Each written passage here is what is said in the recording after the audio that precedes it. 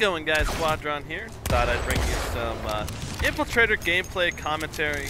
I don't know if I've done Infiltrator gameplay commentary before. I just put a few Infiltrator videos up. So this is a video from an amp station, and I'm kind of skipping around. This is all one kill streak. Just kind of skipping between the boring parts. But I know there's a medic up here somewhere, so I'm kind of looking for him. I found him. And doing the shot knife is extremely effective with either the commissioner or the long shot. Or any sniper, really. Any bolt action that's really effective. And I think it would even work for the semi-autos doing one-shot knife. So now we're up on top of one of the buildings. And so doing the one-shot, finish him off with the commissioner, or one-shot, finish him off with the knife. Now getting to a location like this is ideal for sniping. Keep in mind, I am using a silencer. So I'm using the long shot with the silencer, and then the NS44G, which is the gold edition of the commissioner, which I'm going for the Araxium on. I think I've got around 350 kills with it now. So I was going to do a kind of an Araxium review of it once I get the Araxium, my thoughts on it. But so anyway.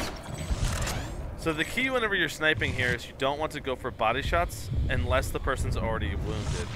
You want to go for headshots, so that way, like if you get a body shot on somebody, they're going to ultimately probably figure out where you are, unless they're really far away. So basically, you want to be careful to aim for the head, and with a silencer, this is a lot harder because both the bullet velocity is reduced, as well as the bullet drop. So even at these short ranges that I'm fighting at here, I'm having to account for like 6 inches to a foot of bullet drop. So, and it just takes a little bit of practice to get used to it. And I'm pretty sure that most snipers will be able to adapt to a suppressor fairly well. I don't really recommend a suppressor on the non-high velocity sniper rifles. Like the ones that, like the XM98 for Banu, the NC14. I'm not sure what the name of the TR default one is, but basically you want to stay away from the sniper rifles that only have, I think 550 velocity by default.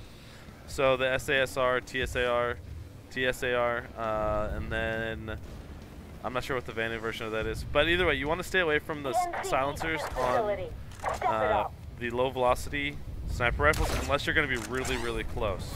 Then the higher rate of fire can make a difference. And this is why you don't want to get a body shot on somebody. See how he noticed me and he's running for me now? This will happen 90% of the time whenever you hit a good player. He'll go, hey, I got shot by a sniper. Where's this guy at now? And I'm having to switch to the commissioner too, which is not ideal as well because it puts me on the radar as a red dot. So now I know that engineer is going to be probably, healing up and coming up and trying to kill me from behind. So I'm going to go ahead and change locations here in a minute. There you go. So I jumped down to try to make sure that that guy does not at least get an easy pick off on me. Again, I'm looking for headshots or body shots on people who are already wounded enough. Now, if you look carefully enough, you can see that that guy's shield had actually popped already. There's like this little dissipation animation, which is what I was looking for. So whenever I saw that dissipation animation, that's whenever I decided to take the shot on him and just go for a body shot, which is a much easier shot to land, especially with a silencer.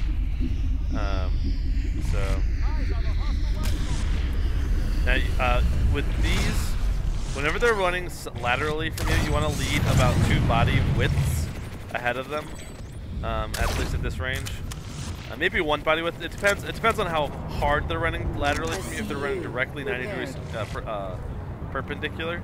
Oh, this tank. But if they're running directly 90 degrees perpendicular, you want to run about 2 body lengths ahead of them. If they're only running 1 body length, then, or if they're only running kind of like at a 45-degree angle away from you or whatever, you can count for less lead. But you always want to account for how fast they're moving laterally to you when you're using the silencer. Well, any sniper really. But yeah, but it's especially true for the silent sniper rifles, just because you have to lead so much further. I like that shot. That was one of my favorite shots out of the whole bunch. I love getting running headshots because they're a lot more difficult to land. So I'm now completely out of sniper rifle ammo. I am running Nano Wave 5 on this, in case you're wondering, which I've found to allow me to survive in a number of different situations that I would have died. I mean, that's true for any any upgrade, you know. Flak armor will also keep you alive sometimes when you normally would die. But you'll see in a moment. I think I actually stay alive in a situation here when I normally would die because I had flak armor, or because I had. Oh, see, there's Nanoweave saving my life with only like 3 bars left, or 2.5 bars left, and I run a restoration kit. The med kits were bugged for me. It wasn't letting me actually use them. So you have to use the restoration kits, as far as I'm aware currently. But yeah, so this is restoration kit. I've got I think it's hunter cloaking. No, I don't recommend using the. I do not recommend using the nano armor cloaking, just because it's kind of ridiculously bad in my opinion. It only lasts for like 10 seconds. You get shot by a couple of bullets and it's instantly gone, and then you can't cloak again. And cloaking and moving erratically will help you way more than anything else. Okay, so there. One thing I did there is I saw an enemy guy. He had a jump on me. He was looking at me before I was looking at him. So I immediately cloaked, jumped, uncloaked, finish him off with the commissioner knife. So that's a tactic that I use fairly often in close range combat. I'm pretty sure I died here. Oh, I got a kill first. Pretty sure. I can't remember when I died, but it's soon. There it goes. So anyway, I hope you enjoyed the commentary, maybe learned a thing or two, but I had a lot of fun doing this little kill streak. I thought it'd be worth putting up to the channel. Anyway, guys, peace out, and I'll be posting more content soon, and I really want to get some more Tomb Raider indie games, and if you've got a game that you'd like me to try out, post it in the comments down below. Cheers, guys. Quadron out.